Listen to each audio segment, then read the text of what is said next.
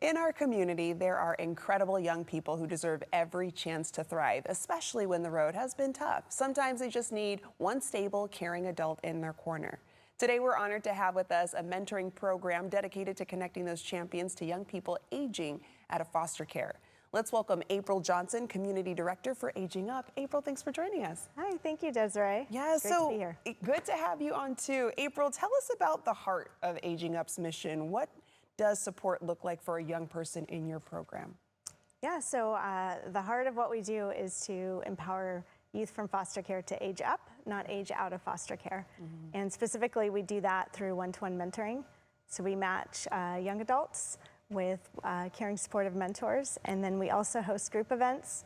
We want teens to be teens, just let them have fun. Yeah. And then some also focus on life skills development. And you mentioned that one-to-one mentoring relationship. Why is that specific connection so transformative for a young person who's experienced foster care? Yeah, that's a great question. So, as you can imagine, youth in foster care experience at least one major trauma, extreme abuse, neglect, or a loss that causes a removal.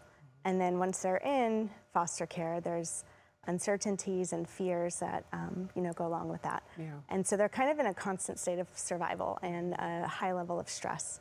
And thankfully, there's been a lot of education about adverse childhood experiences or toxic stress. But when that's constantly going in our bodies, it creates long-term mental and physical health issues.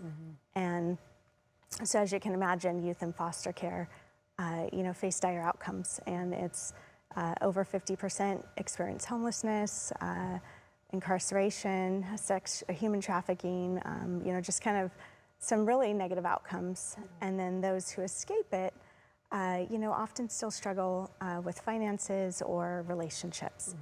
And so what science tells us, though, is that when we're connected in healthy, stable relationships, all that stress starts to settle.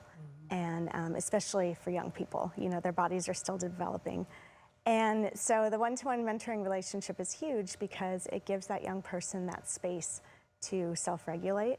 Yeah. And then when they're there, they can begin to dream and focus and, really make big achievements. Yeah, and I mean, looking back over the past years, what moments or success have shown you that this approach is really, truly changing lives?